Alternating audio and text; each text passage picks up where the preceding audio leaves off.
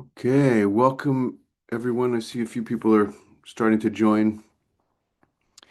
Gonna give it a moment or two.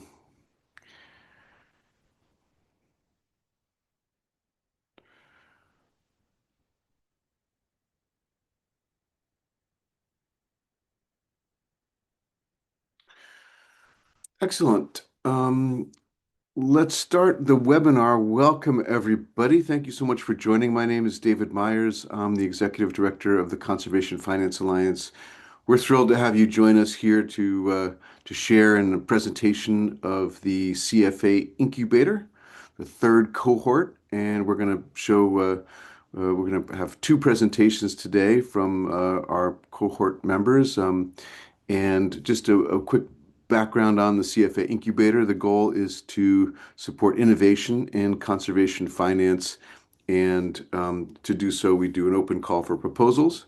And then we select, in this case, 10 projects that we've run and supported through mentorship and other support programs over the last year. And we are thrilled to have opened a call in the end of last year for the fourth cohort, where we received an overwhelming response, and we're reviewing those right now. So we'll be running the cohort 4 over the course of 2026. So look forward to hearing about that.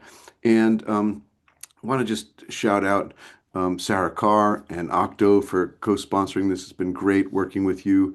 And I want to thank our financial supporters, Milky Wire, in collaboration with Klarna, and all of our partners listed down at the bottom, as well as the mentors who have given an enormous amount of time to support these projects, and our technical review committee. So to avoid taking up too much time, we're going to hear from two teams, as I mentioned. The first is a team from Oxford University, and I'm not even going to try to pronounce it, KUL. In Indonesia, Hollie will present it. Hollie Booth will present Finance for Incentive-Based Marine Conservation in Small-Scale Fisheries, with some pilot work and research and development she's been doing in Indonesia. And then we'll hear from the Blue Move Blue Seeds team, who'll talk about finance for small-scale fisheries in Africa, and with a focus on supporting MPAs in Tunisia and Senegal during the pilot phase, and that'll be presented by Camille Richer and Yusuf Ben Fadal. So without further ado, over to you. A couple of logistics here. Questions that you may have that come up during the presentation, please put them in the Q&A section. And you can introduce yourself in the chat and share resources. And so passing it over to you, Hollie. Looking forward to the presentation. Thank you, David. Just let me share my screen.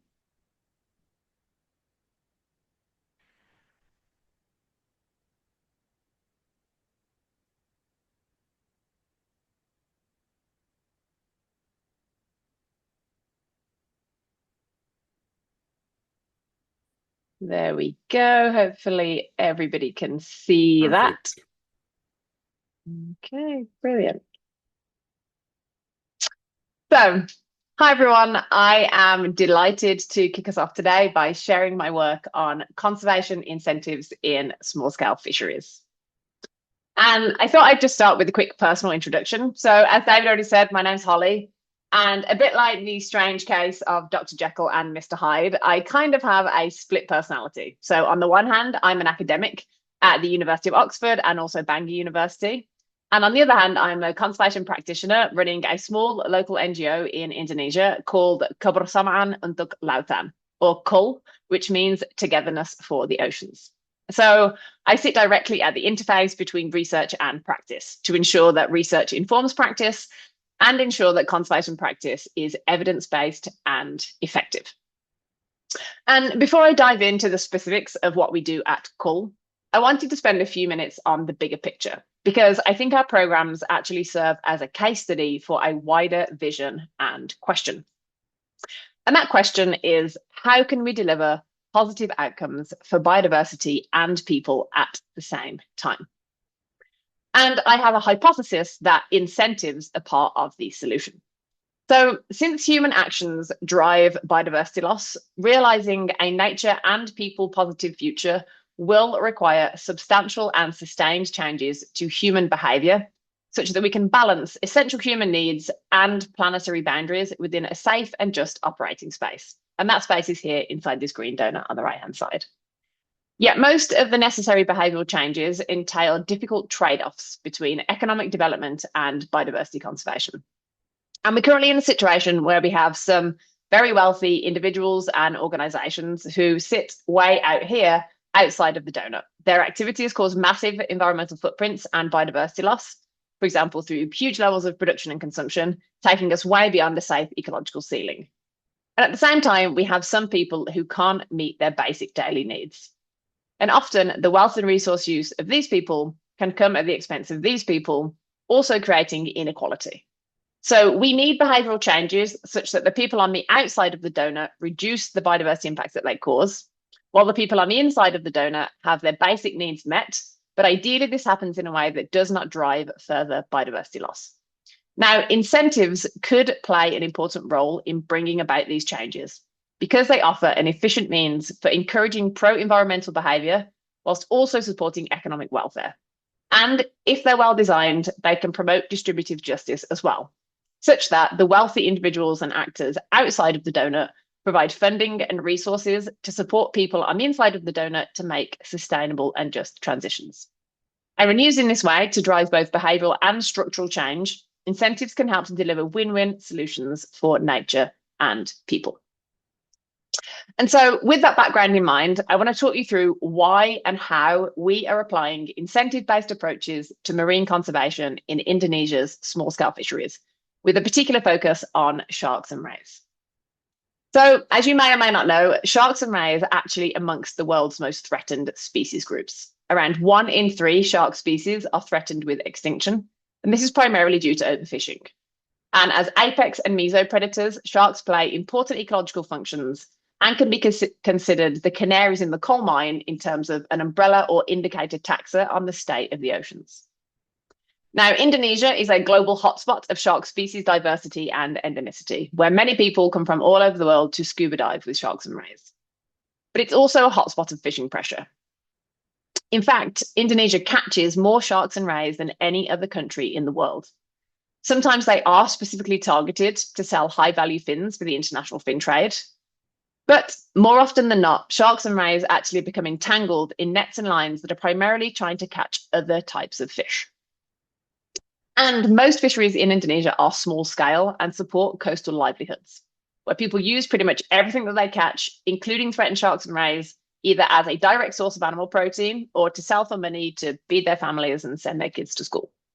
Highly profitable commercial operations do, of course, exist alongside these small-scale fisheries. For example, Indonesia exports a huge amount of tuna to the United States and Japan. And so this situation means we face difficult trade-offs between marine conservation and coastal livelihoods. On the one hand, we want to protect sharks and rays for their intrinsic and tourism values, but this goal is often at odds with the material well-being of coastal communities, at least in the short term. And even though it is often said that sharks and rays are worth more alive because of the high-value dive tourism industry, most small-scale fishing communities are not well placed to benefit from the tourism industry. And at the same time, large-scale industrial activities, such as commercial fisheries or large tourism operations, can cause huge amounts of damage, and yet these wealthy and powerful stakeholders are rarely held accountable for the damage that they cause. So if we ask coastal communities to participate in conservation by reducing their catches of sharks and rays, what's in it for them? What about the income that they would lose, and why should they be the ones that have to bear the costs of conservation? So Kebersamaan Untuk Lautan aims to directly solve this trade-off. Our purpose is to protect marine biodiversity whilst improving the well-being of coastal communities. And we achieve this through a people-centred and evidence-based approach. And this approach is actually highly generalisable and can be applied to design almost any locally appropriate conservation programme. So we first seek to understand the drivers and constraints of conservation-relevant behaviours from the ground up. We then use this information to co-design solutions together with communities so that solutions are technically effective for marine biodiversity, but also feasible and beneficial for the communities themselves. We then pilot and rigorously evaluate these solutions using the best available methods in conservation impact evaluation. So specifically, we use experimental approaches such as randomized control trials, or RCTs. RCTs are the same kind of research design used to test the efficacy of new drugs or vaccines, where you compare the treatment, in this case, an incentive program, to a control or placebo. And we then use this evidence to adapt, sustain, and scale our programs. And through this process, we have developed a portfolio of locally appropriate incentive programs that are tailored to local realities and can drive pro-conservation behaviour while supporting economic welfare. And our programs include gear swaps and vessel buyouts to switch unselective gears like gill nets or shark longlines to low-impact alternatives like fish traps. We have compensate to release schemes, which incentivize fishers to release threatened species caught as bycatch. And we're currently developing a rewards for outcomes scheme, which aims to directly reward communities that demonstrably maintain or improve the state of nature in their coastal areas. And in parallel, we leverage evidence and momentum from our programs towards policy integration, market development, and ultimately structural and social change. So to explicitly explain how our programs work, the business as usual situation is one in which endangered sharks and rays hang out where the other valuable fish hang out. And they're susceptible to capture in the fishing gears that fishers use, and fishers have no reason to avoid them. So fishers fish within shark and ray habitat. The sharks and rays inevitably get caught, and they're also valuable, and it's legal to retain and trade them domestically. And so they're retained and they die. And then due to cumulative fishing pressure and slow life history traits, overfishing occurs and populations are declining. And all of this is exacerbated by wider structural issues, which essentially means that the overall consumptive use value of sharks and rays is typically higher than their non-consumptive use values or the opportunity costs of conservation. So within this system, our compensate to release program works at the point of retention by incentivizing fishers to safely release critically endangered sharks and rays from their nets and lines after they've become entangled. And this reduces fishing mortality and helps populations to stabilize and recover. Our gear swap and vessel buyout programs work at a slightly different intervention point, aiming to avoid catches of sharks and rays in the first place through providing less damaging but equally or more valued means of production. Meanwhile, our rewards for outcomes approach is more flexible and will essentially incentivize any kind of behavior change that leads to measurable positive biodiversity outcomes. And at the same time, our policy integration and market development work is aiming to address some of the wider structural drivers, so things like market forces and governance failures. So we're taking this whole systems approach, ultimately seeking to drive transformative change. And the good news is that our initial pilot programs are showing early signs of success. So we're currently working directly with over 300 small-scale fisher households across 7 coastal villages in areas of critical habitat for globally threatened species. And our flagship programs are located in Aceh province and West Nusa Tenggara province in Indonesia. And through these pilot programs, around 1,500 critically endangered sharks and rays have already been safely released under our compensate to release program. And this has led to a 25% reduction in bycatch of critically endangered wedgefish, with fishers and their families reporting maintained or improved well-being thanks to the conditional cash transfers we've provided in the form of compensation. In our gear swap program, we've so far replaced 10 unselective nets with fish traps, and these catch large, high-value snapper and grouper, as you can see here in this video.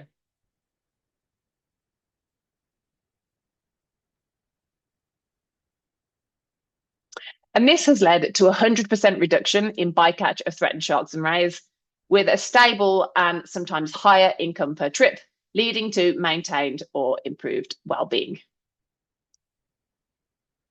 And some of our other impact indicators include women's economic empowerment. So acknowledging that we primarily work directly with fishers and that 100% of fishers in our project communities are men, we developed an additional program to offer unconditional economic empowerment opportunities to female heads of fishing households through gender-responsive livelihood development opportunities. And so through this program, we're supporting over 50 women to develop small local enterprises focused on showcasing and monetizing traditional weaving practices, but with an ocean and shark and ray twist. We've also trained and upskilled over 300 fishers and 20 Indonesian students. Our data and policy briefs have been used to inform and strengthen fisheries management plans and marine conservation areas. Through replication partnerships, we're supporting other NGOs to design their own locally appropriate incentive programs, which now collectively reach more than 500 households across 9 coastal communities. And we're constantly conducting research and innovation, publishing papers, and sharing our findings globally. So, what next? With a replicable model, a highly scalable approach, and proven impact using the best available methods in impact evaluation, we are ready to take our programs to the next level. So for us, sustaining and scaling includes efforts to improve the marginal effectiveness of our existing programs and scale them out to reach more people and places, alongside efforts to change policies and institutions. And this includes exploring options to integrate positive incentives into policy frameworks, to replace perverse incentives, or facilitate compliance with existing rules and regulations. So, for example, fisheries subsidies and coastal development programs in Indonesia and many other places still often give out gill nets for free. But this is a disaster in terms of bycatch and plastic pollution, and we're hoping to encourage the government to redirect this budget towards positive subsidies instead, like payments for ecosystem services or more sustainable gears. Another example is to use positive incentives as an instrument to strengthen and facilitate compliance with marine protected areas and fisheries management plans. For example, setting area-based gill net restrictions within existing marine protected areas, and then using gear swap programs to help fishers comply and transition to more sustainable practices. And with the right investment, we can directly mitigate key threats to marine biodiversity by removing unselective and destructive fishing gears from the water, which ultimately reduces the number of threatened species killed in fisheries, whilst also avoiding plastic pollution due to discarded nets. We can also contribute towards measurable improvements in the state of nature through improving the management of critical habitats and ultimately increasing the abundance and diversity of key species groups. And we can support community wellbeing at the same time through training, upskilling, alternative livelihoods, and direct cash transfers. Moreover, our model is highly scalable with the ability to rapidly multiply according to investment. But of course, all of this requires long-term sustainable finance, which has been a key focus of our Conservation Finance Alliance Incubator, as well as addressing wider structural and distributional issues, such as the negative environmental and social externalities of large-scale commercial activities in the ocean. And both of these can actually be addressed at the same time through market-based approaches. And here's how. So corporates with ocean-related impacts and dependencies could fund community-based incentive programs through polluter pays or beneficiary pays schemes, such as bycatch taxes or tourism levies. And our research suggests that both of these mechanisms could fund community-based conservation at scale, whilst enabling companies to implement their nature strategies and deliver on nature-positive commitments. So a couple of back-of-the-envelope examples. If a global tuna bycatch tax was implemented with an industry worth $40 billion annually, an average shark bycatch rate of at least 5%, this could raise $4 billion per year towards marine conservation, as well as creating a performance-based incentive for bycatch reduction in commercial fisheries. Similarly, our research found that marine tourists are willing to pay $10 to $15 per person towards community-based conservation in the areas that they visit. If these small marine tourism levies were paid by all 350 million people who visit coral reefs each year, this could raise $3.5 billion towards marine conservation per year. Other options that could work for Kebersamaan Untuk Lautan as well include things like crowdfunding or a conservation trust fund model to cover recurring costs. And so what do these recurring costs actually look like? So since we use direct incentives, we can achieve a lot per dollar spent. Our scalability and robust impact and cost effectiveness assessments mean we can essentially sell bespoke conservation actions or outcomes to suit almost any budget, from crowdfunding to private and corporate philanthropy. So for example, just $20 can save an endangered baby shark that would otherwise be eaten or sold. $500 can support female heads of household to generate income for their families through sustainable livelihoods. and $2,500 can remove unselected fishing gears from the ocean entirely, whilst giving fishers another way to make an income. Or larger institutional funding could enable us to reward entire communities, fund entire programs, or even help us to set up a trust fund to continue our activities in the long run. So I want to wrap up with a summary and call to action. We have a simple but effective solution which can deliver positive outcomes for biodiversity and coastal communities. Our model is replicable and highly scalable, and we know it works. Securing sustainable finance is the missing piece of the puzzle, and you guys could help us to achieve this, both through many people supporting in small ways through crowdfunding, or for a few people and organizations supporting in a large way through corporate partnerships or large-scale philanthropic donations or blended finance mechanisms. So if this presentation resonates with you personally and you'd like to save a shark today, you can scan this QR code to donate via PayPal. Or if you'd like to discuss larger or longer-term institutional support, please do get in touch with me directly by email.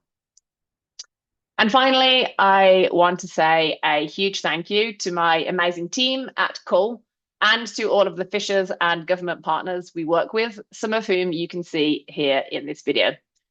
I also want to say thank you to the Conservation Finance Alliance, my mentors, and all of our other donors and supporters, especially the UK Darwin Initiative for providing the guidance and resources to make this happen.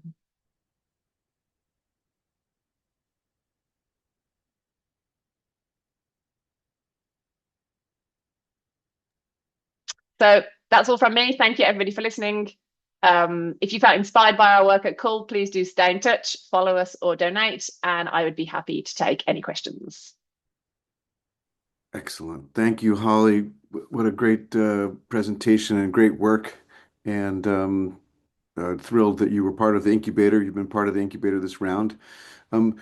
Please do put your questions that you may have for Hollie into the Q&A box down at the bottom of your screen.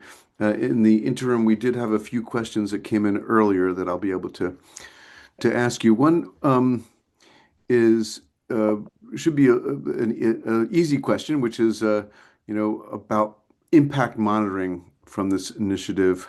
How how are you doing that impact monitoring from a social and environmental perspective? You alluded to that, but how does it work in reality? Yeah. Yeah, great question. So I think I mentioned the randomized control trials.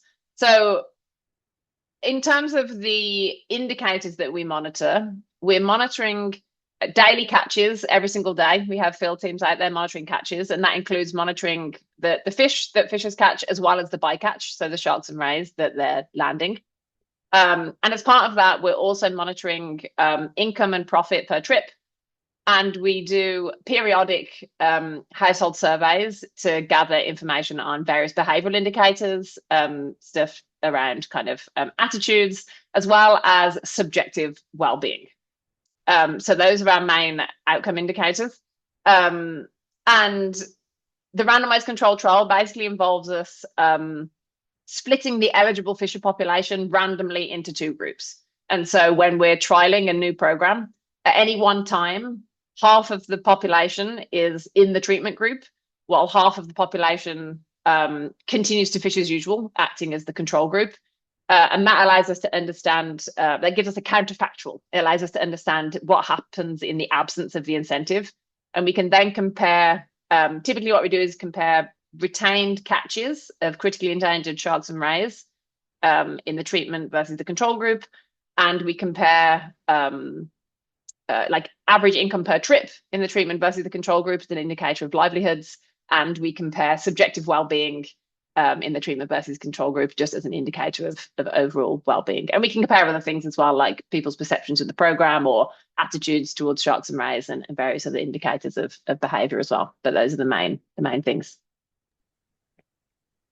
Great, thank you so much. And another question came in was sort of around scaling and the potential for sort of investment in this. Investment can mean two things. It could mean grants, but I think that the question was more around are there return-based opportunities here?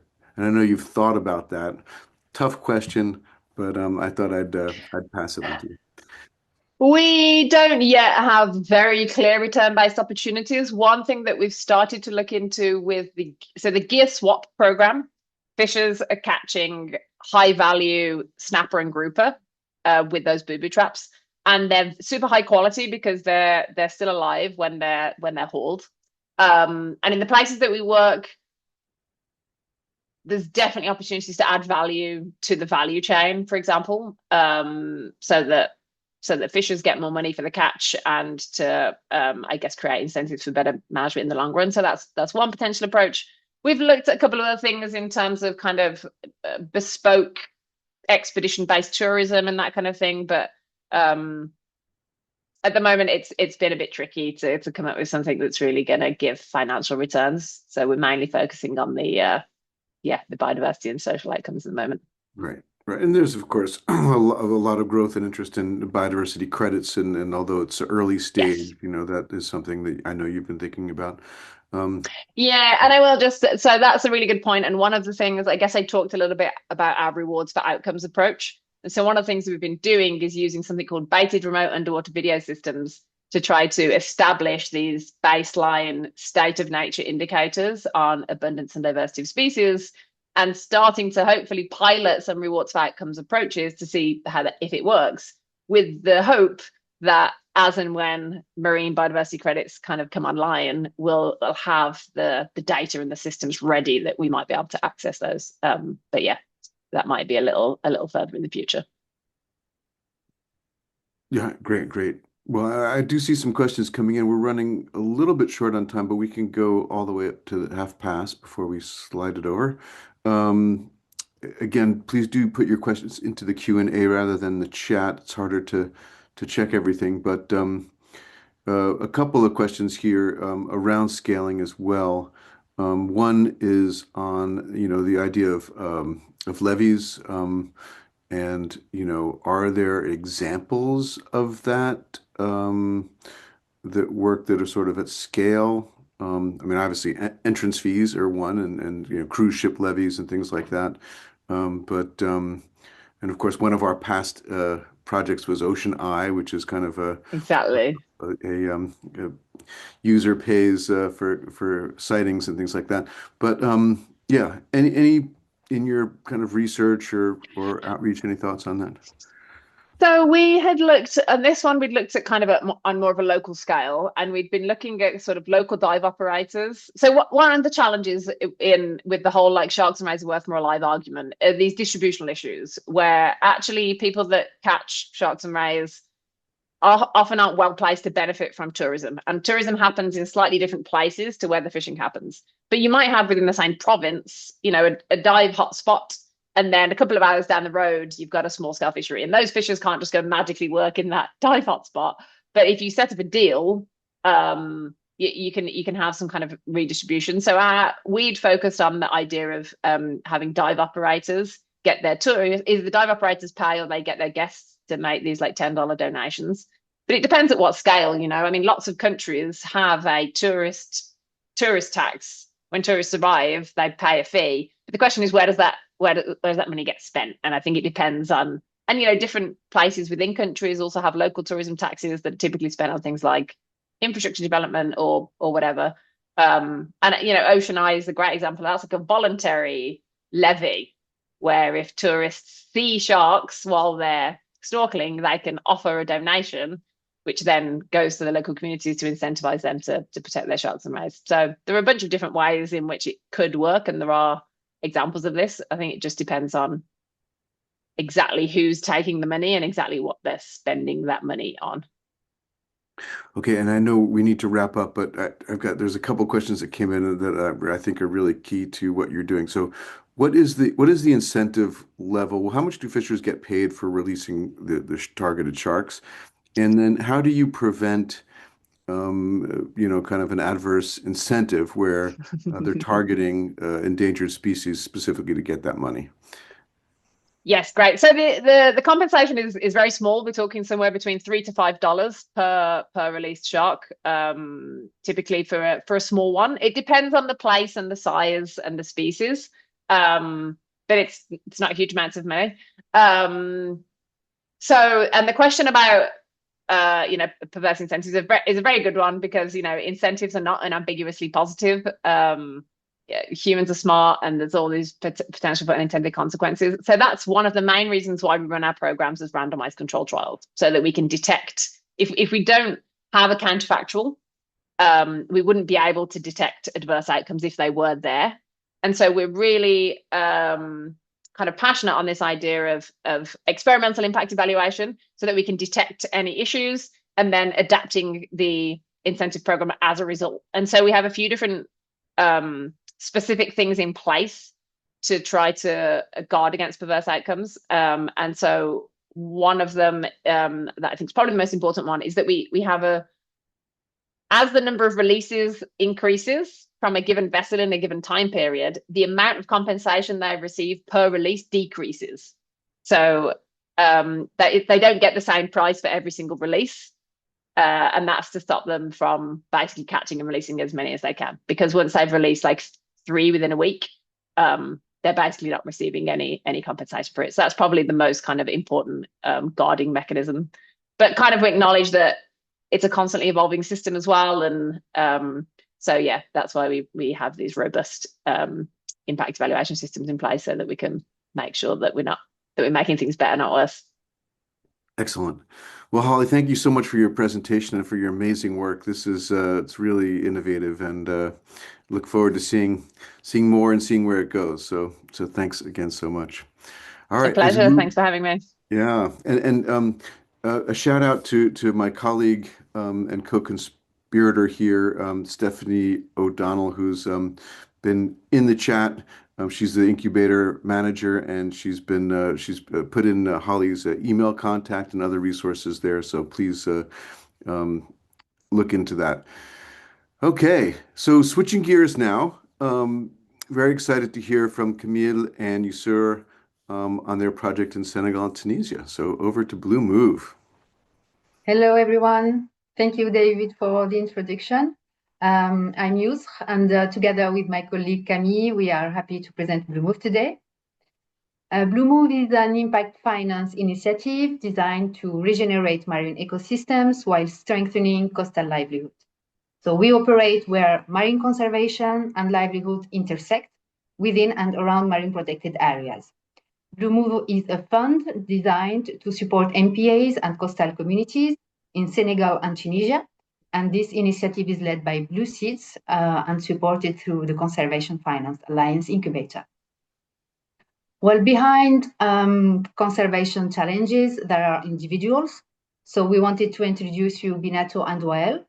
Binato harvests oysters in Senegal's mangroves. She inherited this activity from her mother. It's seasonal, it's low margin, and her only source of income, allowing her to support her family and send her children to school. Wael is a small-scale fisher in Tunisia. Fishing is in his DNA, and despite pursuing higher education, he chose to return to fishing. He's exposed to fluctuations in resources and prices, so his income is very unstable and his activity is vulnerable. Binato and Wael operate in different ecosystems, but they both depend directly on the health of marine environments. Both operate within or near marine protected area, and both need to invest into more sustainable practices. So in theory, Binato and Wael could make this transition, but in reality, they overlooked by conventional finance. They don't have access to traditional loans, and this is not an isolated situation because both of them represent a pipeline of more than 100,000 people. Financial institutions have no products designed for vulnerable coastal communities and aligned with marine conservation objectives. So as a result, there is a structural gap between conservation objectives and financial mechanisms. And that's why Blue Move was developed to bridge this gap. Blue Move will target 3 groups of beneficiaries operating within or around MPAs. First, fishing communities, including fishers cooperatives and fishing co-management groups. Second, the women-led cooperatives, involved in shellfish farming and post-harvest activities, so value addition, alternative income generation activities, and so on. And third, the regenerative blue businesses. So we talk about businesses that actively contribute to marine ecosystems conservation while creating long-term economic and social value. We will start implementing this initiative within 2 targeted pilot sites. In Senegal, within community-managed coastal and mangrove areas, and in Tunisia, around a marine protected area in the Cap Bon Peninsula. These pilot sites will allow us to anchor finance solutions locally and prepare for scale. Now, what does Blue Move actually will change on the ground? Let's start with Well. Today, he has, for example, no way to store or transport his fish, so he can't reach the market or the main port in the nearby city. So he has to sell his catch as soon as he lands, and often to the middleman at a very, very low prices. Blue Move will support Well's transitions by financing very concrete and very targeted investments like cold chain solutions, selective fishing gears like traps, poles, and lines, safety equipment at sea as well, and better access to market. This will change many things for Well because it will allow him to earn more value from his catch and stabilize his income, and of course progressively shift his practices. In this region, in El Hawaria, Blue Move support will result in over 80% of supported fishers adopting MPA compliant practices, a 25% increase in average net income, and support to 50 regenerative blue businesses. Now, same logic, different ecosystem. In Senegal, Blue Move will support Binato's transitions by providing, again, adapted equipment, in her case for sustainable shellfish farming. So we talk about racks, collectors, and cold chain solutions, but not only, because it will also finance training and technical support to strengthen the women's cooperative she's part of. The results here are tangible because it will allow higher and more secure income for women, but also more autonomous women-led cooperatives. In targeted areas here in Senegal, Blue Move support will translate into a 40% increase in women's net income, a support to 100 women-led cooperatives, and over 1,000 hectares of mangroves under improved stewardship. And now I'll hand over to Camille. Thanks, you, sir. So the financial solutions from Blue Move mainly comprise loans linked to environmental criteria in line with marine protected area regulations.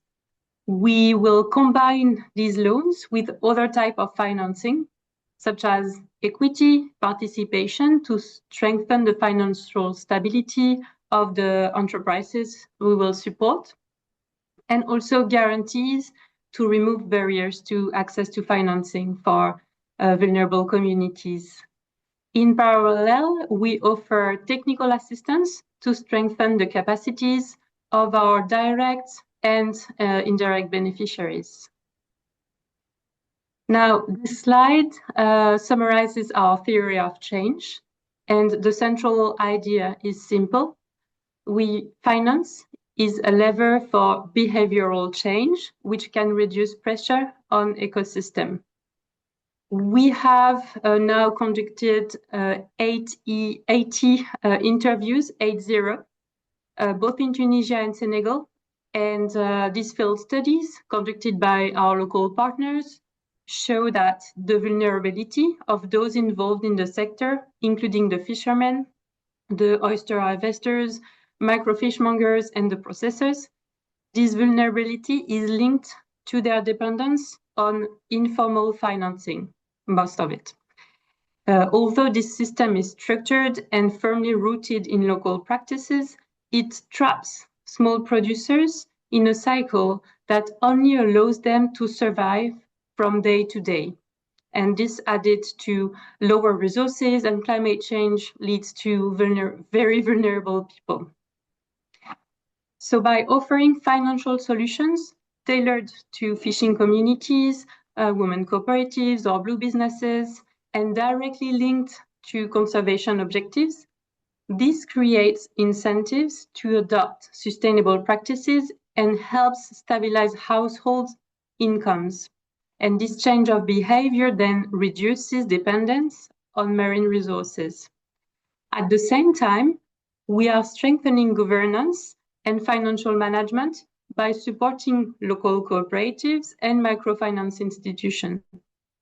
In the long term, this will support the development of economic activities that are positive for nature and rooted in local ecosystems. Finally, at the ecosystem level, these developments are resulting in the restoration of fish stocks and the resilience of coastal communities. In short, Blue Move designs innovative financial mechanisms that drive sustainable change for the oceans and the communities that depend on them. How does it work in practice? Loans linked to environmental, social, and governance criteria are granted by Blue Move to intermediaries, such as microfinance institutions, enterprises from the blue economy, or fishing cooperatives. When the projects are individual, these loans can actually be redistributed in smaller amounts to the final beneficiaries, because some funding needs can go from $250 American. In all cases, the aim is to promote the adoption of more sustainable practices, compliance with conservation rules, and contribute to stabilizing community incomes. The financing cycle is carried out in partnership with marine protected areas, which are involved in validating eligibility for financing, ensuring compliance with rules, and sharing results each year. If the rules are followed, the borrower receives a financial bonus, a payment at the end of the loan corresponding to the reduction of interest rates. This financial bonus contributes to the desired behavioral change. We dig into the finance now. So as a fund, Blue Move invests a portion of its portfolio in the capital of organizations when necessary to strengthen their financial stability. We also have the remainder, 5%, not invested in order to maintain the liquidity reserves for our working capital requirements. So the fund's income is generated solely by the interest rates applied to loans. It represents on average 6% of the loans allocated. The duration and frequency of repayments are adapted to the borrower's activities, as is the amount, which may increase gradually as we continue working together. So we have discussed the indexing of interest rates to environmental rules before, just earlier, with bonuses for borrowers, which are paid back to them after validation by the marine protected area. In the event of non-compliance with conservation rules, what we call the non-compliant interest for now will be paid back into the technical assistance envelope. Our business plan is designed to achieve financial equilibrium in the first year, with expenditure divided mainly between remuneration for Blue Move's financial partners, so 3% on average, here at the top, our management team 2%, and remuneration for marine protected areas within the partnership, and then provisions for the risk of loan default, an allowance for payment default. So we are an experienced team hosted by Blue Seeds, an organization specializing in financing solutions for marine conservation. We collaborate with trusted local partners. Blue Seeds was founded by Thomas, who holds a PhD in environmental economics and is an agricultural engineer specializing in natural resource management. User As for me, for the past 4 years, I've been working with MPAs and local communities in the Mediterranean region on innovative financing mechanisms. I'm also involved in strategic development in Tunisia, and I have a background in entrepreneurship support. And I'm Camille. I've been managing Blue Move in Europe since 2023, and I have worked in West Africa and Asia for 15 years, managing impact investment funds for entrepreneurship and access to energy with a portfolio above 10 million American dollars. And now designing financial solutions for coral conservations and the communities that depend on them. Our next steps now. We have just finalized the feasibility study and the business plan for this fund. Now we have the opportunity to get started very quickly thanks to the Blue Business Incubator managed by Blue Seeds and Aspen in the Zembra and Zembreta Park area around, El Hawaria. So it brings technical assistance and it will also provide technical support to 15 blue businesses. These 15 companies will also receive a grant to get their activities started. Now, with a loan package from Blue Move, we will be able to be their first financiers and help them change scale. To do this, we are currently seeking between 150,000 American dollars to 500,000 to support these entrepreneurs and the others identified in the region. So we would like to engage in discussions with impact investors for this first loan package in Tunisia and to lead the fundraising for the pilot project for a total of 4 million American dollars. At the same time, we will apply for calls for projects to find the amount of grants needed for technical support. So we are interested in general for your feedback here, your feedback as a marine protected area, as a conservationist, and any ideas for connecting with potential financial partners. So please contact us. My email will be on the presentation and in the chat, and I hope to hear from you soon. Thank you very much for listening to this presentation. And we are now ready to move on to the question and answer session. Not too hard, please. Thank you. Thank you. I'll keep a slide up with the summary of what we just presented now. Great. Well, thank you, Camille and Yusur. Great presentation and great project. Very exciting. We've had a couple questions come in, and I think some of them are more or less answered in your thorough presentation. So people, if people have additional questions, don't hesitate to post them in the Q&A section. We have 10 minutes remaining in the webinar, so plenty of time. Could you presented your whole theory of change, but it's really challenging to get fishers to really transform their behavior. What makes you confident that you can move them towards sustainability from the current situation? How is the fund going to make that transition feasible? Easy question to start with. Yes. Thank you.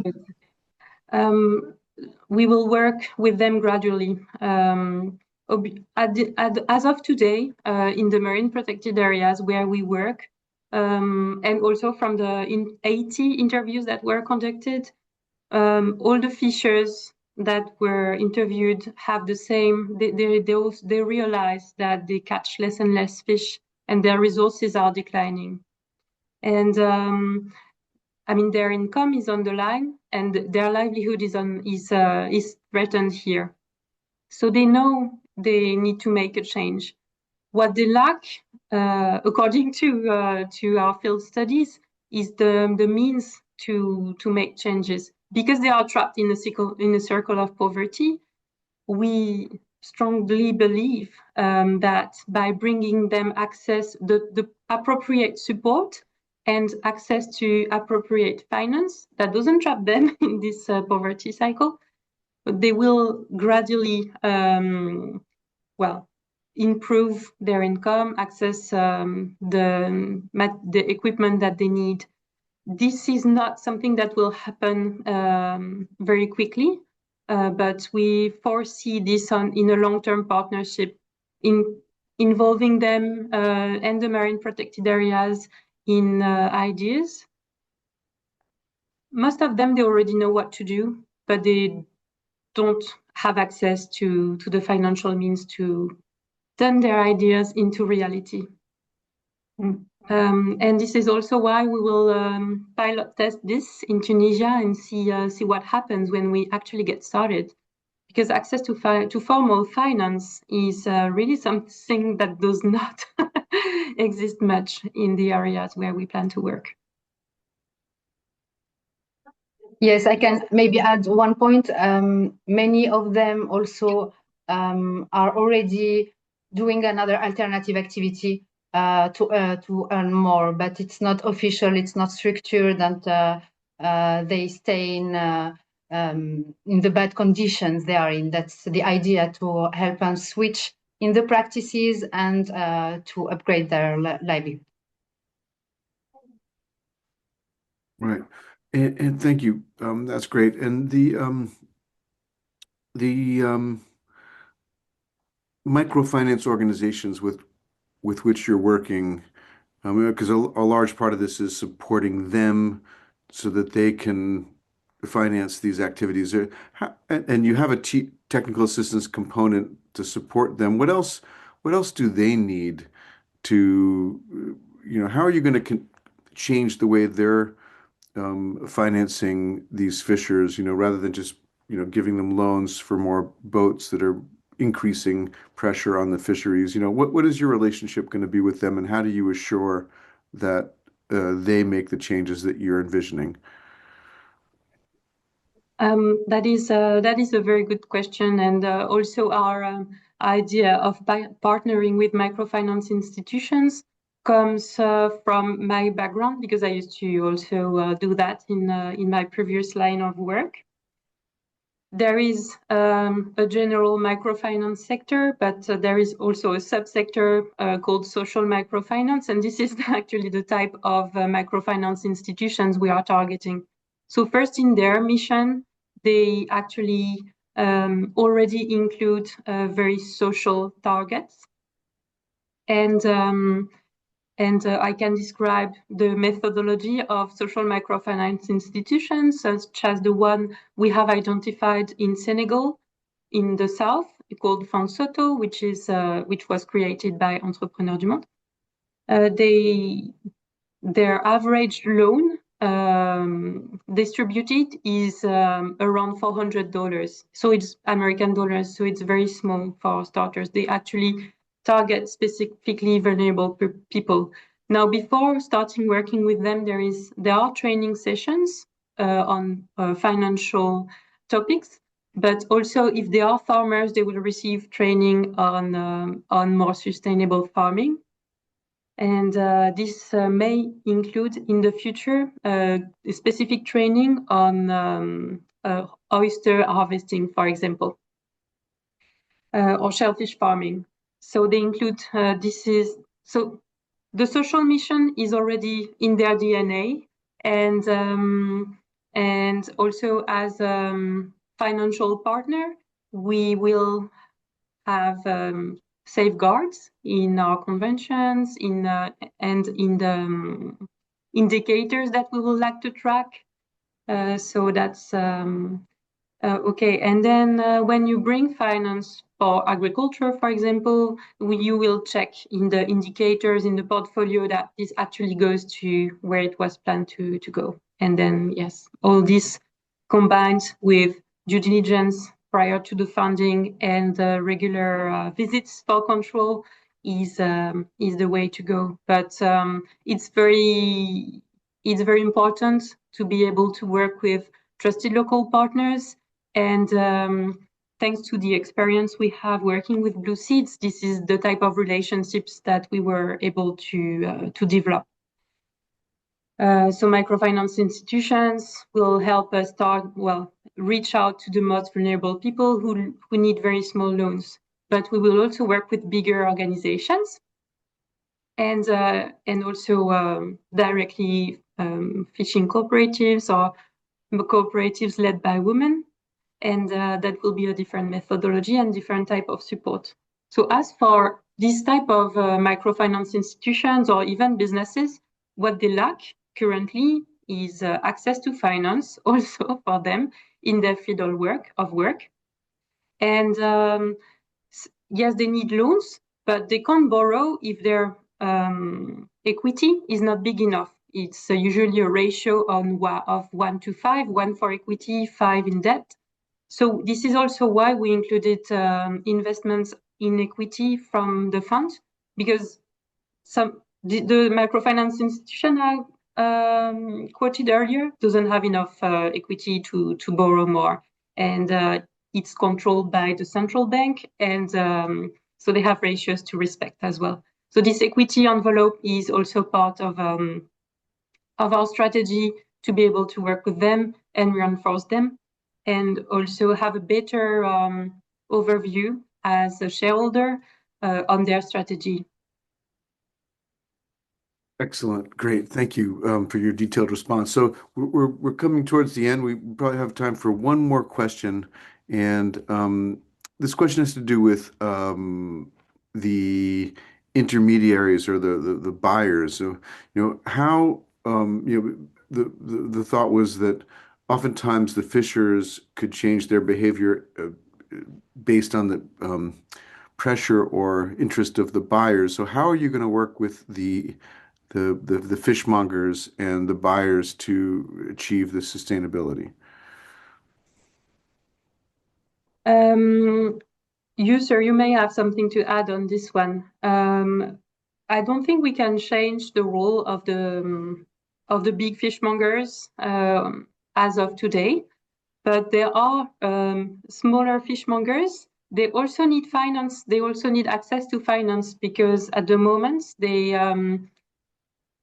buy the fish from the fishers on the beach, but it's a loan. They will pay them later, so the volume they can buy is limited. So with access to finance, they could do better, and the loan conditions they give to fishers are much better than the big fishmongers. There is also micro fishmongers, basically, we could start working with, and they are mostly women. So it's also very interesting for our work towards more gender equity. Okay, I'll do quick now. 1 minute to go. We also would like we start to discuss with hotel chains to also make sure that they get fish for the tourists that come to their hotel at a better price and better sourced, so coming from sustainable fishing. So with this, we also can guarantee better prices for the same amount of catch. So this is something we are starting to work with in Tunisia. I'll stop sharing my screen. Thank you very much. I want to thank you both for a great presentation, and thank the whole team and both group presenters for all three presenters for a great presentation. Just a heads up, we have 3 more webinars coming up, so please look for look on LinkedIn, and we can have there's additional information on the chat, and look forward to seeing you at the next webinar in the series. And thank you all for your amazing work, and thank you all for listening. Thank you. Bye bye. Thank you very much.